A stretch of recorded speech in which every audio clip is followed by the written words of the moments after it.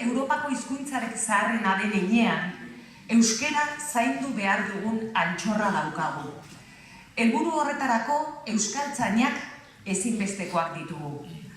Por todo ello, el premio Radio Bilbao a la excelencia en la categoría de euskera es para Euskaltzaindia.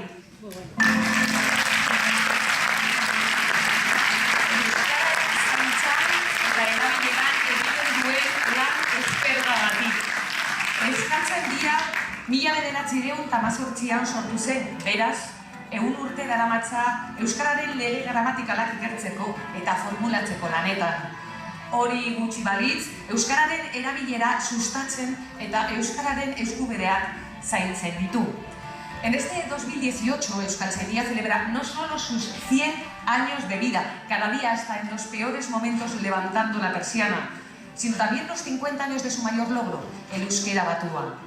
Saria, Andrés Urrutiak, Euskaltzainburuak, jasoko du, entrega el premio Miren Tobaran, viceconsejera de Política Lingüística del Gobierno Vasco. Saria eman diguzue, bai, alaxe da, eta saria hartzen dugu atsegin osoz. Baina saria eta konpromisua, engaiamendua jarri diguzue, aurrerantzean ere horretan jarraitzeko. El euskera y la cultura vasca la hacemos entre todos, no solo con los de la academia, lo hacemos entre todos nosotros, los que utilizamos el euskera día a día, los que sin conocerlo lo amamos, lo queremos, los que de alguna forma promocionamos su utilización dentro del ámbito de la lengua, dentro del ámbito de la sociedad.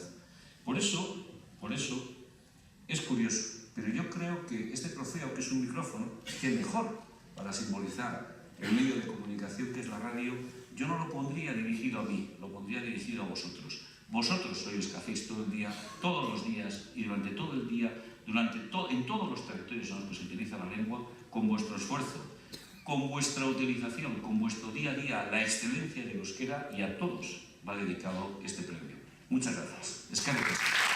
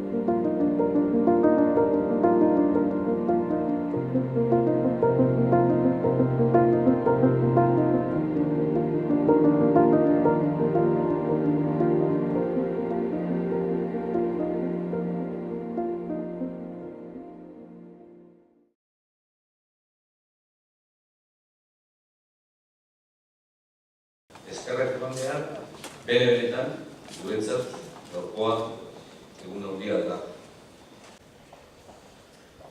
Izan ere, euskaltzaindiak baliatu nahi du mendeurren hau aurrera egiteko.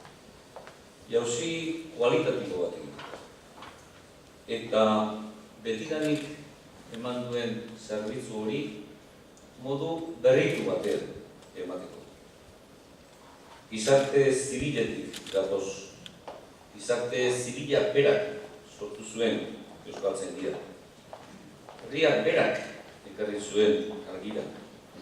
Eta akademia horretan jardun du.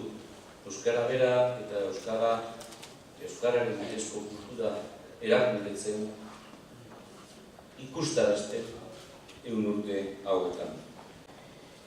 Orain, mendeurren honetan ospatu beharrekoak gaude. Eta ospatu beharreko horietan historia ez ezik, oraina eta geroa sartzen dira. Bidean. Gaur egunean ez da aski aldarrikatzea euskara gora eta euskara bera. Gaur egunean hori praktikan jarri behar da. Gaur egunean euskara gure eguneroko bizitza horretan erroturik behar dugu.